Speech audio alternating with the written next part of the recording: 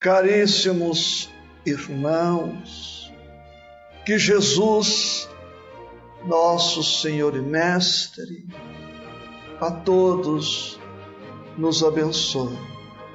Estar aqui com todos é sempre uma bênção, uma alegria que se renovam. O tema proposto para hoje, o poder do perdão. Um tema extremamente necessário e sempre atual. Tão imprescindível que na oração dominical, o Pai Nosso, que há pouco recitamos, Jesus teve o cuidado de introduzir algo a respeito.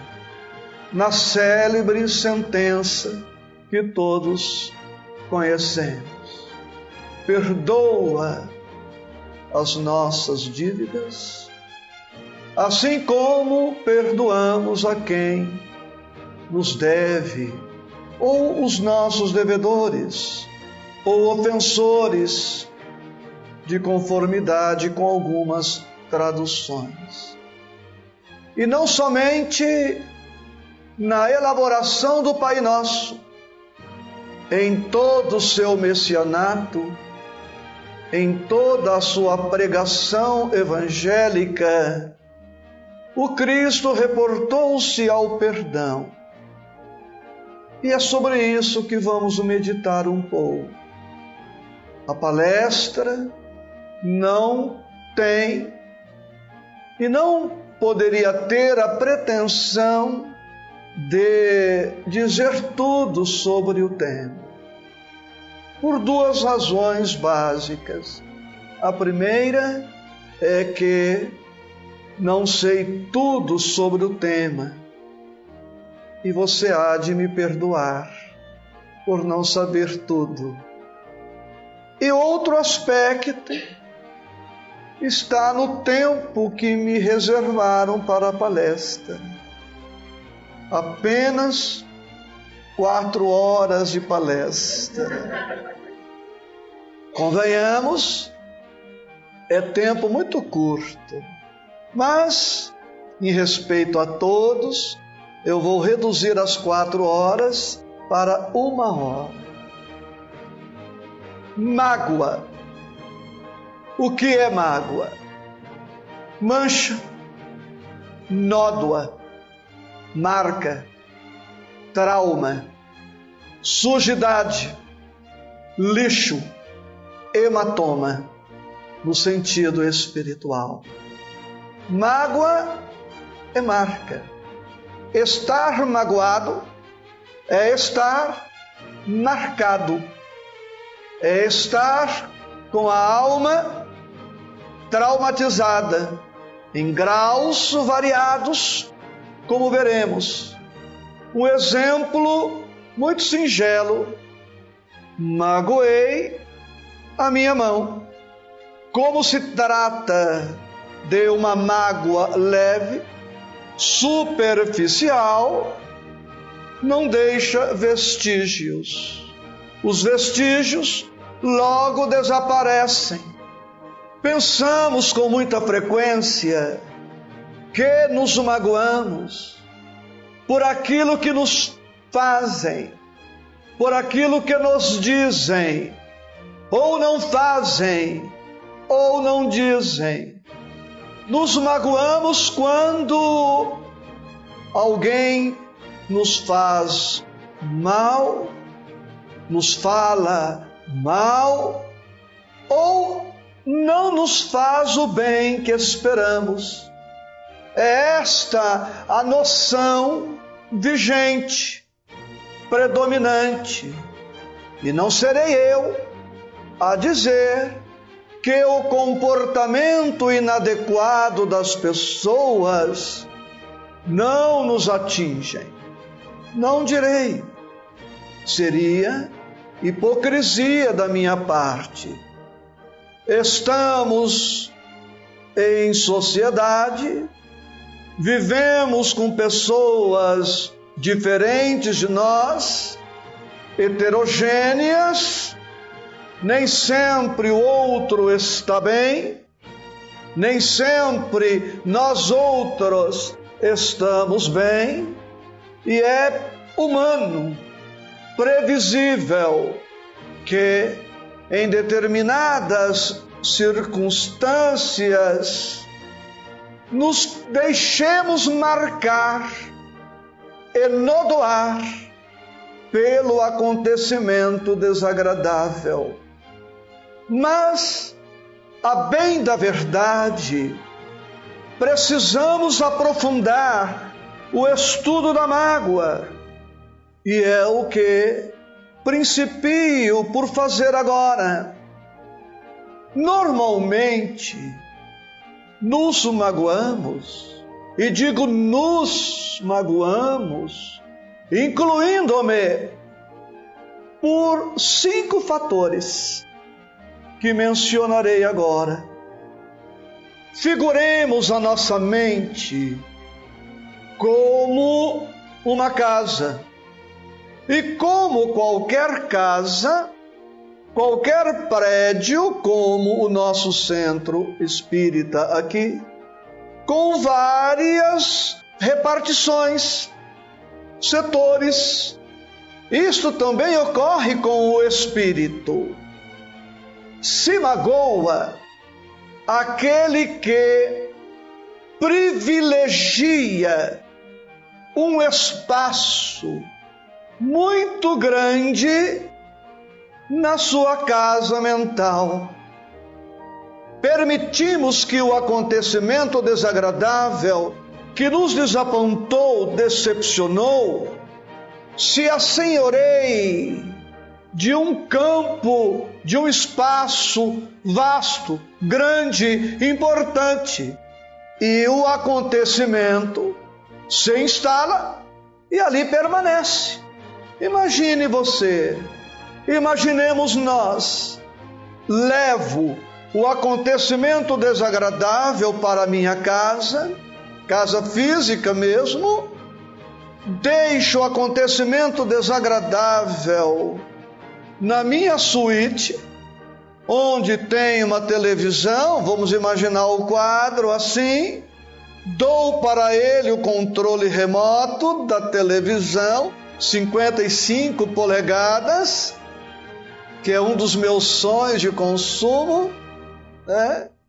Aguinha gelada, café quente, mais alguma coisa que apetecer, não vou dizer para não sugerir, e eu vou lá na suíte servir de bandeja o fato desagradável e a pessoa que eu levei para lá. Eu confesso que se você me levar para a sua casa e instalar na suíte dos meus sonhos, eu não vou querer sair de lá. E quem colocou o fato desagradável aqui, trazendo para nós o estudo? Não foi você que colocou o fato aqui, fui eu. No máximo, trazendo o estudo para nós outros, que um dia servirá para quem tiver acesso ao DVD e ao CD, a você coube a conduta inadequada, se tanto. A mim coube o alugar, o emprestar, o ceder um espaço absurdo. Ou seja, da próxima vez que alguém agir de maneira inadequada, vamos levar o fato para casa. Vamos levar. E vamos colocar o fato no banheiro. De preferência, me permitam dizer, no vaso. E aperta. Ou aperta, dependendo da posição, ou puxa a cordinha. E manda para o ralo. não ficaremos magoados. Mas tem mágoa teimosa. Quando você puxar a cordinha ou apertar, espera um pouco, porque tem mágoa teimosa, que não vai na primeira descarga. Saia do banheiro quando você tiver certeza que de fato a mágoa se foi para sempre. Entendeu esse primeiro ponto? Outro ponto que nos leva a magoar e não tem absolutamente nada a ver com o outro e a sua conduta. O outro ponto é este: tomamos ou levamos ou interpretamos tudo para o campo pessoal. Alguém age mal e eu penso e sinto, é contra mim. Fulano não gosta de mim, fulano me odeia, fulano me persegue, fulano quer acabar com a minha vida. Eu levo tudo para o campo pessoal. E isso depende de mim e não do suposto agressor. Veja o efeito maravilhoso. Se eu conseguir pensar, bem, ele agiu assim, não foi contra mim. Ele agiu assim porque agiria assim fosse outro no meu lugar. Se nos magoamos porque levamos tudo para o campo pessoal, a solução é considerar aquela atitude revestida de impessoalidade. Não é pessoal, não é comigo, não é contra mim. E se ele for um louco? Ele agiu daquele modo porque é um louco, ou é um desequilibrado, ou um obsidiado, ou um perturbado. Não está bem, está lá com problema, está doente. E não é possível que seja assim.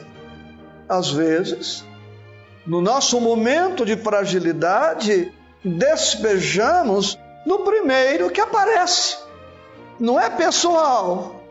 E às vezes descarregamos naqueles que mais amamos. Infelizmente, no momento em que eu estava muito vulnerável, apareceu justamente a pessoa que me é querida e eu vou despejar sobre ela. Não é pessoal. Outro fator, eu disse que mencionaria 5. Terceiro fator, e tudo correndo por conta do magoado. A culpa é sempre do outro, nunca é minha. Estou sempre certo. Eu sou o senhor da razão. A culpa é sempre do outro. Eu não fiz absolutamente nada. E o outro está contra mim, e a culpa, a responsabilidade é exclusivamente dele. E será que é sempre assim que acontece? Como fica o brocardo popular? Quando um não quer, dois não brigam. Será que eu não terei concorrido? E vamos ver hoje no estudo do Evangelho que é muito difícil dizermos completamente inocentes. Outro fator que concorre para as nossas mágoas: compomos uma história. Imaginamos uma história e colocamos uma moldura naquela história e acrescentamos detalhes. E encontro a minha amiga Lúcia e ponho-me a contar a história, e conto, e reconto, e triconto, e quatriconto, e vou contando. Aí chega outro, e eu conto a história de novo, a mesma história, e vou contando, e vou acrescentando, e quem conta um conto aumenta um ponto, essa história cresce. História. Como fazer? Encurta. Resumindo ao máximo. Se pretender mesmo comentar o fato desagradável, resuma. Como? Nada a ver com mágoa, mas o caso daquele rapaz que foi na casa de um amigo, foi lá para almoçar. Alguns talvez conheçam a história. E o convidado comia muito. E o anfitrião, preocupado com o tanto que o convidado ia comer, ia dar uma despesa muito grande. E o anfitrião pensou: preciso arrumar uma conversa aqui com o meu convidado, para ver se, conversando, ele se distrai um pouco e come menos. Tá, estão os dois na mesa, começando a comer, almoçar, e o anfitrião pergunta para o convidado: você tem mãe? E o outro: nem pai.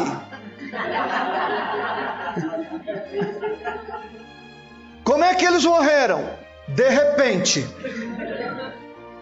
Encurtou a história, acabou o papo e o convidado se fartou, até fartar. Encurtou a história. André Luiz, no seu Agenda Cristã, nos diz: o mal não merece comentário em tempo algum. Noutra parte do mesmo livro, ele recomenda: não fale excessivamente de você.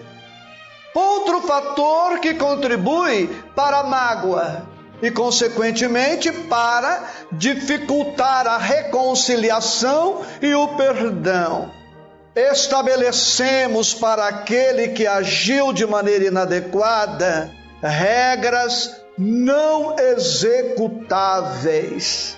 E como é uma regra não executável, o outro não executa, e com isso justifico a minha mágoa e a não concessão do perdão. Alguém age mal e eu digo: vou perdoá-lo sim, mas na próxima reunião de família, quando estiver lá, vou dar até o meu quadro lá, quando estiver meus outros 8 irmãos encarnados, com noras, cunhados, os meus 30 sobrinhos, mas os sobrinhos netos, quando a minha família estiver reunida no Natal, 60 pessoas, ela vai ter que, no meio de todo mundo, dizer: Isaías, eu errei, queria que você me perdoasse. E aí eu digo: olha, eu vou pensar. Você me dá um ano para pensar? Regra não executável. Regra não executável. O marido diz para a mulher: olha, tudo bem, eu te perdoo, mas você vai rasgar o seu cartão de crédito. É uma regra não executável.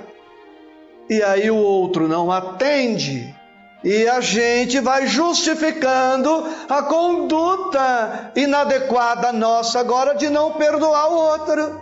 Não é que eu não quero perdoar, também ele não faz o que eu peço.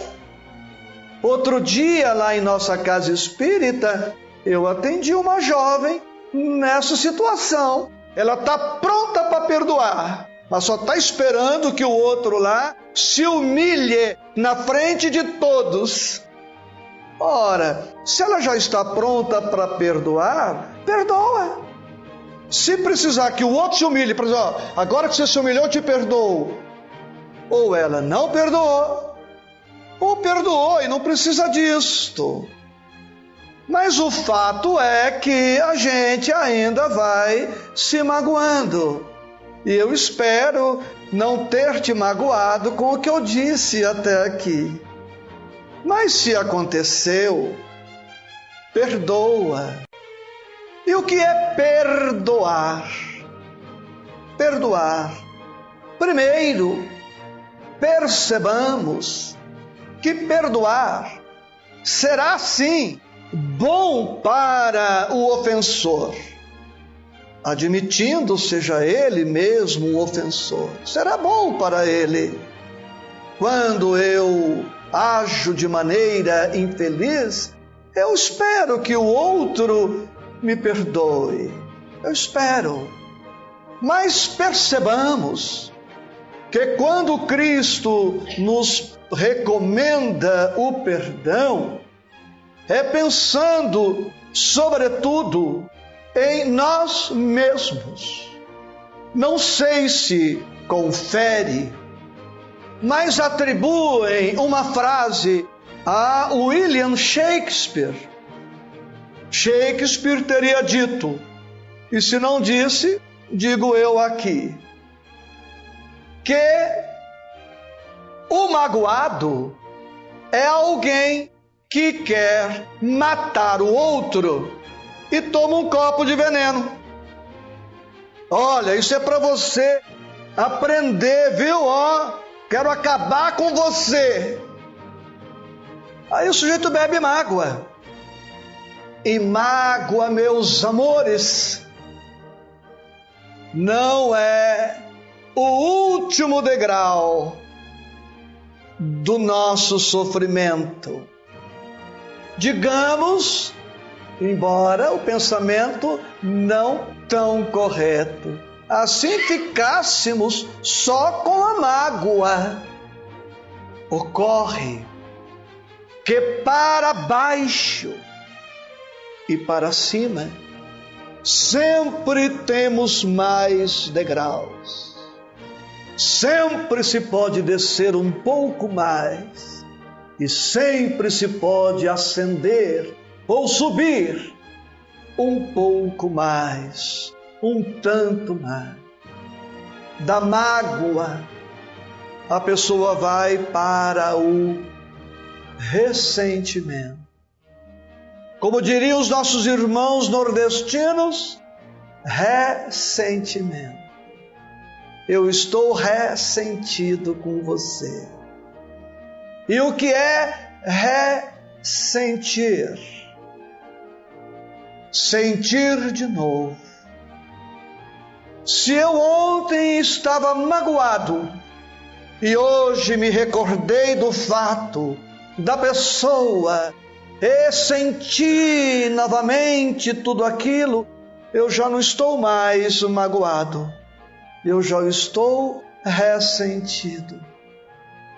O ideal seria não nos magoarmos, mas como estamos distantes do ideal, uma vez magoados, fiquemos na mágoa, naquela impressão superficial. Ok, passou, apagou-se, porque se eu recordar, olha o recordar, é o ressentir, é o reviver, é o retomar, enfatizando as sílabas. Se hoje nos recordamos, estamos ressentidos. A doença está se agravando, porque mágoa é doença. O magoado está doente. Do ressentimento, vamos para o degrau mais abaixo, se não tomarmos tento. Vamos para a hostilidade reprimida. Se for na casa espírita, a gente se detesta fraternalmente. Como vai você? Saudade. Hostilidade reprimida. Não é o último degrau. Podemos começar a subir, se esta for a opção que é o ideal. Degrau mais abaixo da hostilidade reprimida, ódio. Eu que estava só contido, agora odeio. Mas quem odeia e se preza no ódio, vai descer outro degrau, o da vingança. Não, isso não vai ficar assim não. Vou me vingar. Bem, aí se vinga, desce mais um degrau, o remorso. Não fica no remorso, desce outro degrau, obsessão. Explorando culpa, o obsessor adora culpa. Você quer ser obsidiado? Desenvolva culpas, culpas e mais culpas. Os obsessores tomam o porre. Aí vem a obsessão, da obsessão à prostração. E tantos outros degraus para baixo. A inutilidade, a perda da oportunidade reencarnatória, a complicação do próprio destino. Estamos descendo. Espero ter deixado você com medo das suas mágoas. Meu Deus, eu estou correndo perigo. Excesso, exagero na nossa colocação? Não, meus amores. André Luiz nos recomenda isto na sua obra. Visitemos os hospitais psiquiátricos, as penitenciárias. Estão cheios de almas magoadas. Tudo que lá é mágoa, ódio, ressentimento. Perdoar, portanto, é terapêutico, é curativo, é libertador, é pacificador, porque o magoado se torna uma pessoa triste, uma pessoa mal-humorada, irritada, irritadiça, maledicente, passa a exudar um magnetismo pesado, desagradável, porque afinal de contas ele está mentalizando acontecimentos desagradáveis. Quando, pois, Jesus nos propõe o perdão, está nos propondo uma medida profilática, terapêutica, curativa, libertadora, a benefício de nós mesmos e de quantos mais atingirmos com nossa ação perdoadora. Perdoar, o que é? Perguntei há pouco e agora eu volto no tópico. Perdoar, o prefixo per tem o sentido de mais, além. Perdoar, doar, fácil compreensão, é dar alguma coisa. Perdoar é doar mais, é doar além, é doar tudo, é doar com perfeição, é doar-se. Por isto, é ainda para a humanidade tão difícil perdoar. Eu posso doar esta caneta, mas não se alegre que eu não vou fazer isso. Eu posso doar esta caneta. Perdoar não é doar coisas, objetos. Perdoar é doar-se. Eu me dou. Mas para perdoar, terei que me trabalhar, que me superar. Terei que ser melhor do que sou.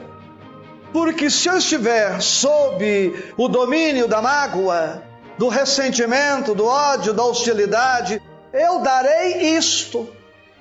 Precisarei me trabalhar, metamorfosear os meus sentimentos, mudar a minha atitude, os meus valores, minhas crenças para doar ao infeliz que agiu mal, aquilo de que ele necessita, que é também o que eu necessito: a compaixão, a piedade, a misericórdia, o perdão, a desculpa sincera, o esquecimento, doar-se.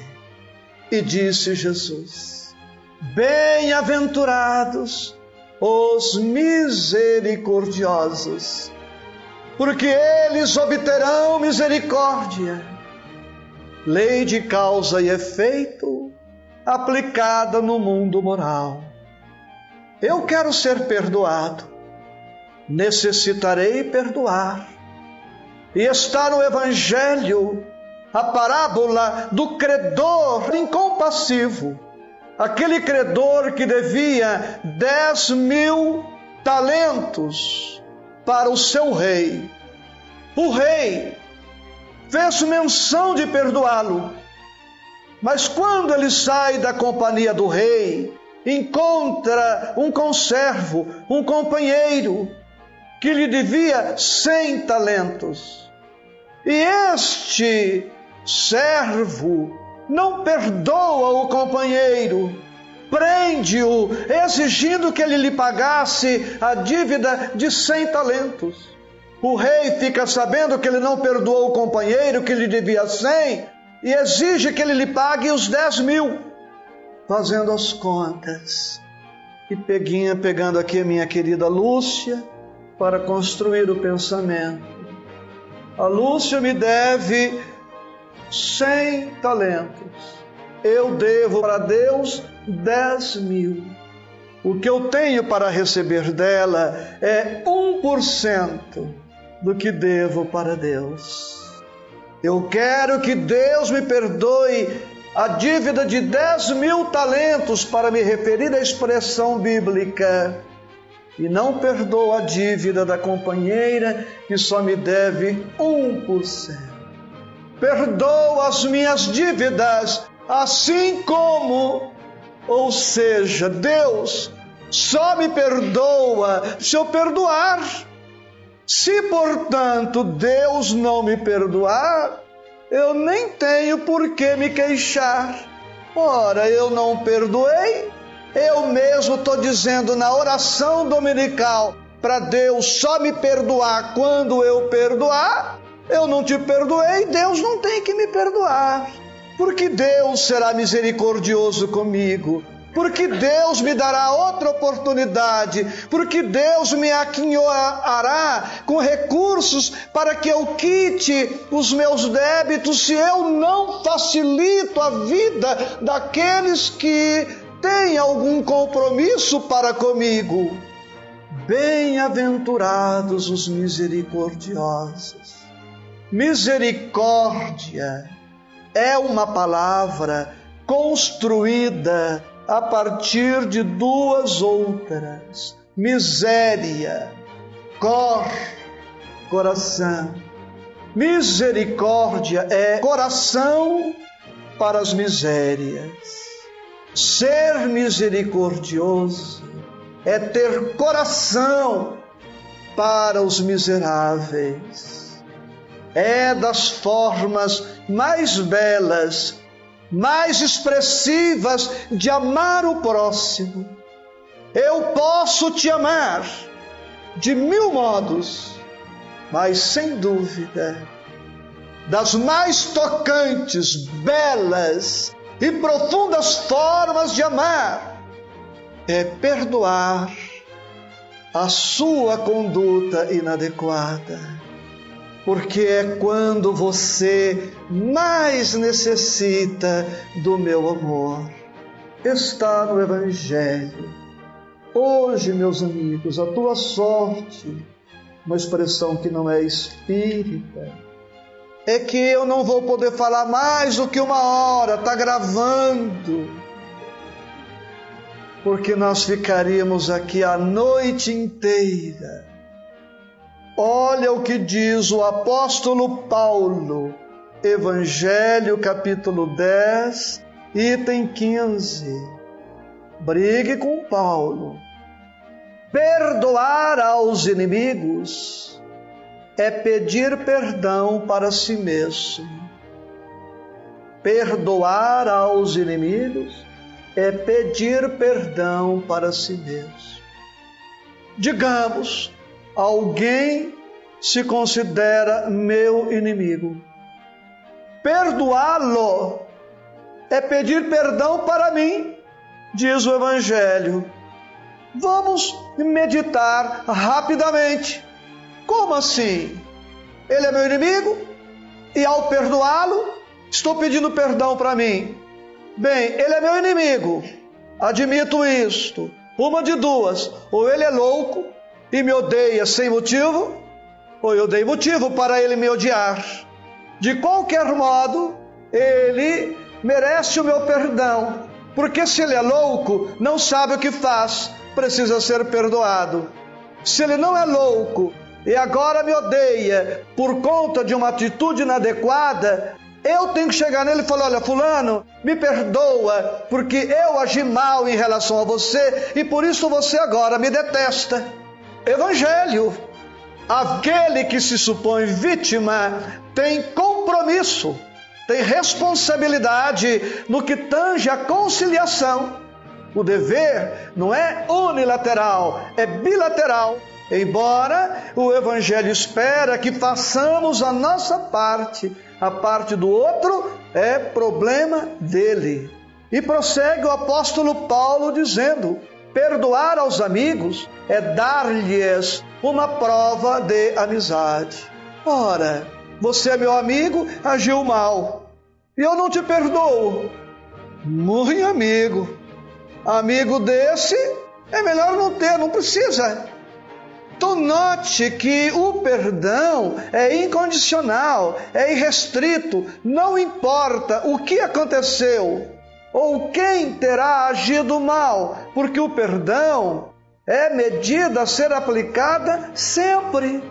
E olha o que diz o apóstolo Paulo ainda: perdoar as ofensas é mostrar que se está tornando melhor. Perdoar as ofensas é mostrar que se está tornando melhor. Ou seja, quem não perdoa demonstra estar estacionado no capítulo da evolução, do progresso, da reforma íntima, da transformação moral. O que o apóstolo Paulo está dizendo é o seguinte: um exemplo, há 30 anos alguém agiu mal em relação a mim. Sim, ok. Há 30 anos, mais jovem, mais inexperiente, mais imaturo, menos evangelizado, menos espírita, menos preparado. Compreensível que eu tenha me magoado lá atrás, mas 30 anos depois, frequentando a casa espírita, trabalhando no bem, estudando a doutrina, me aprofundando, eu continuo com a mágoa de 30 anos. Conclusão: não melhorei nem um pouco. O que é que eu estou fazendo de mim? Eu que me afirmo espírita.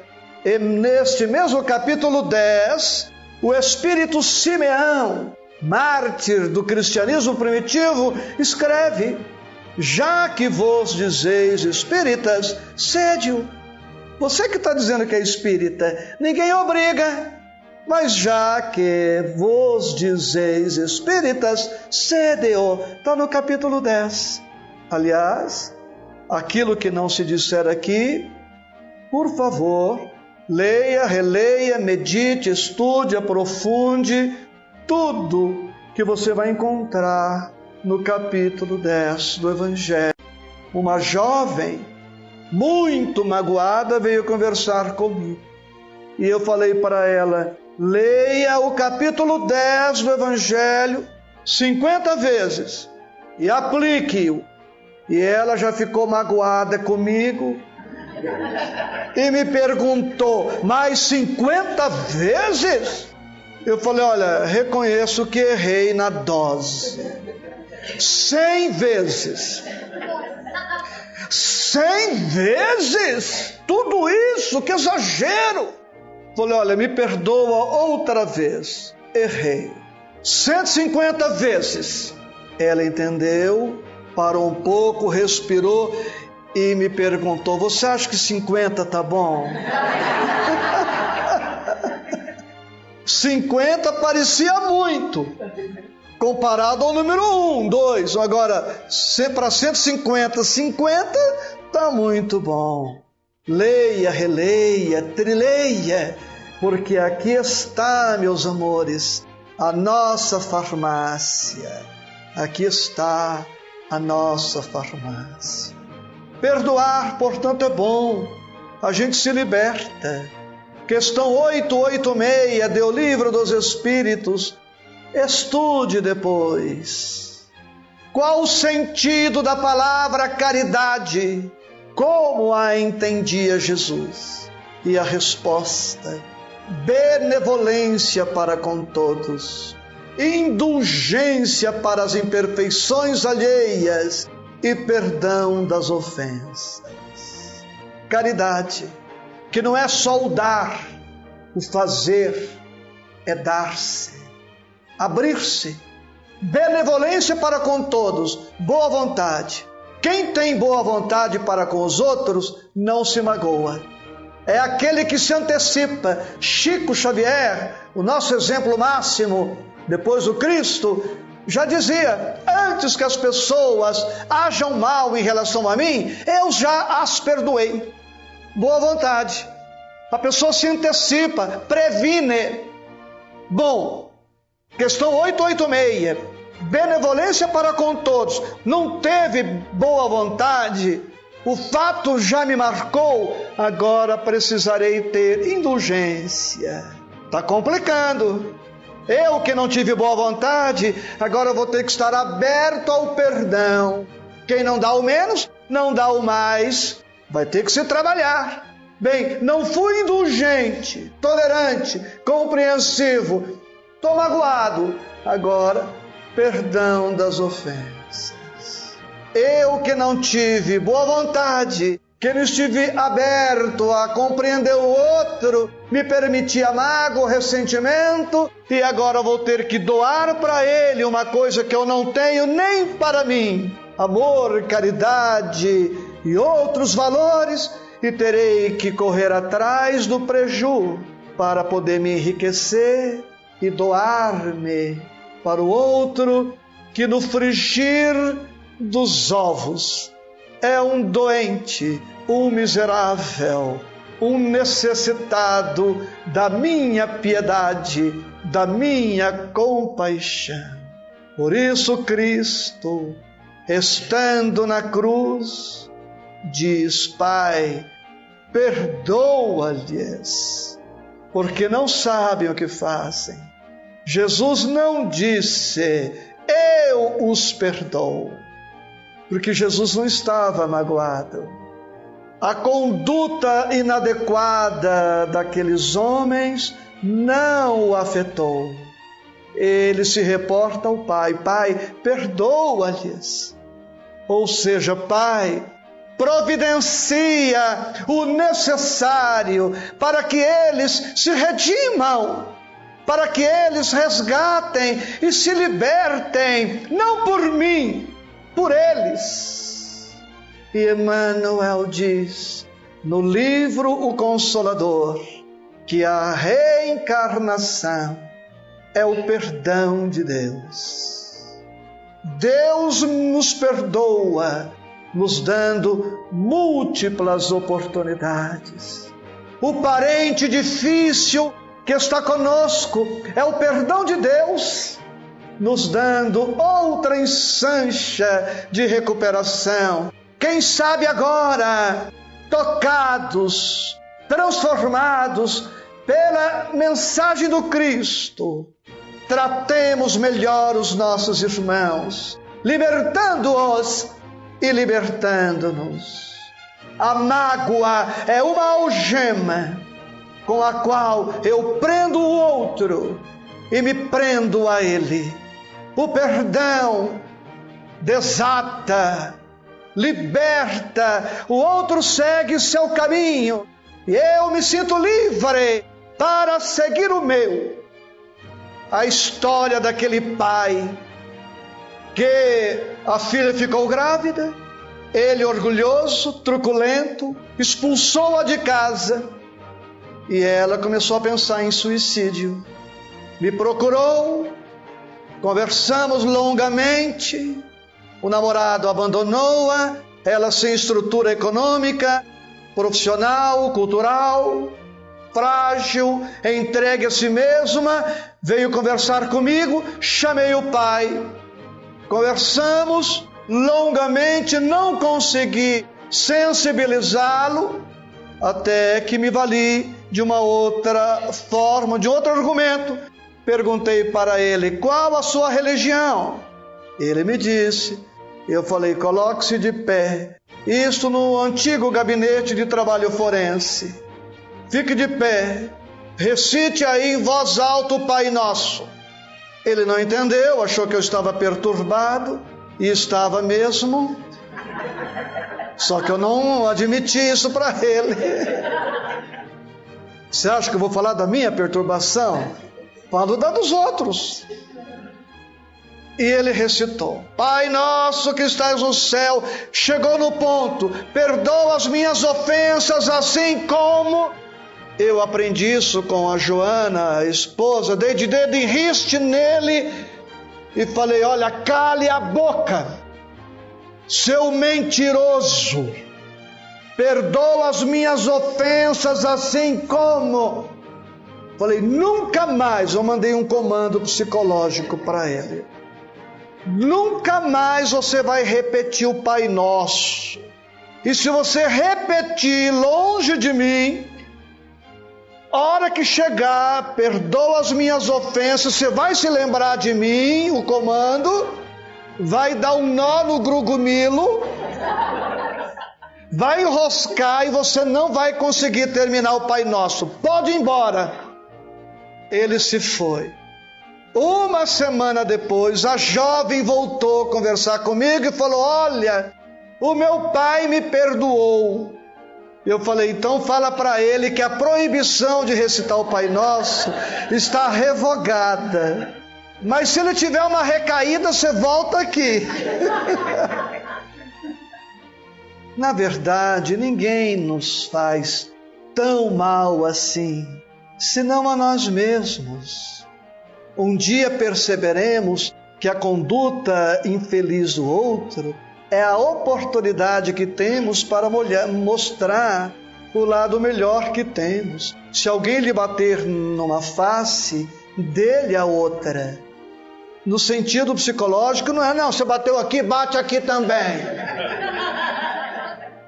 Não é esse o sentido. Alguém foi mal educado, mostre a outra face, seja educado. Alguém foi ácido conosco, mostre a outra face, seja doce com ele, para que ele perceba que tem um outro jeito de ser, sem necessidade de adotar aquele comportamento. É este o sentido. Então, para terminar, não percas a tua fé entre as sombras do mundo. Ainda que os teus pés estejam sangrando, segue para frente, erguendo-a por luz celeste, acima de ti mesmo. Crê e trabalha, esforça-te no bem e espera com paciência. Tudo passa e tudo se renova na terra, mas o que vem do céu permanecerá. De todos os infelizes, os mais desditosos são os que perderam a confiança em Deus e em si mesmos, porque o maior infortúnio é sofrer a privação da fé e prosseguir vivendo. Eleva, pois, o teu olhar e caminha, luta, serve, aprende, adianta-te. Brilha a alvorada além da noite, hoje é possível que a tempestade te amarfanhe o coração e te atormente o ideal, aguilhando-te com a aflição ou ameaçando-te com a morte. Não te esqueças, porém, de que amanhã será outro dia.